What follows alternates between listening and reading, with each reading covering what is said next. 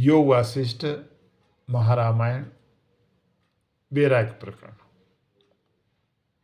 वैराग्य प्रकरण का कुछ अंश आपके सामने मैं प्रकट कर रहा हूँ।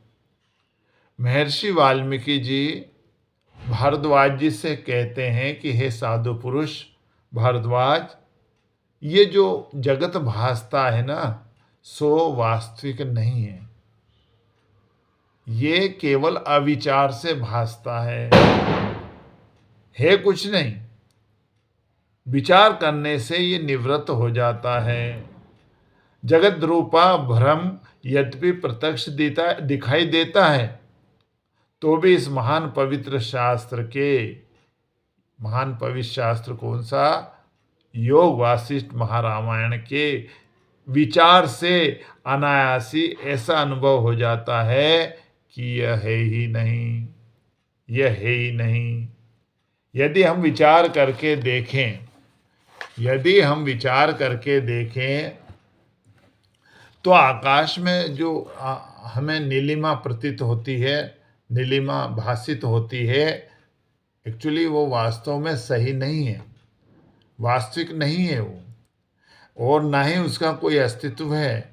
नीलिमा का जो आकाश में नीलापन हमके दृष्टि में आता है ना, तो लेकिन ये जो कुछ भासित होता है वो केवल अविचार से भासित होता है,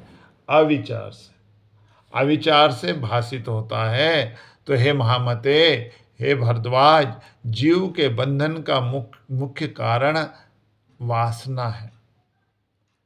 वासना, ये जन्म मरण के चक्कर में जीव और बंधन में जीव वासना के कारण पड़ता है।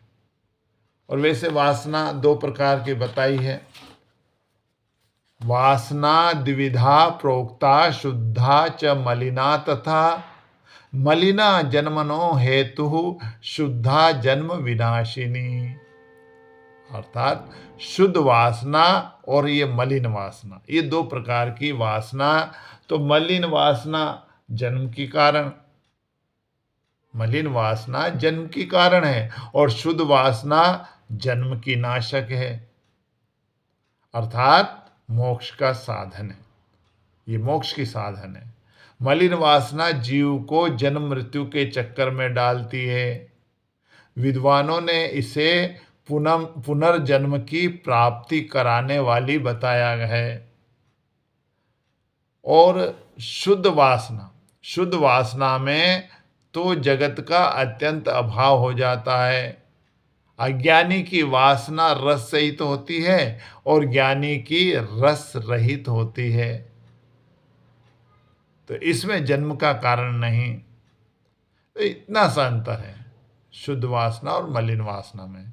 ज्ञानी की चेष्टा स्वाभाविक होती है।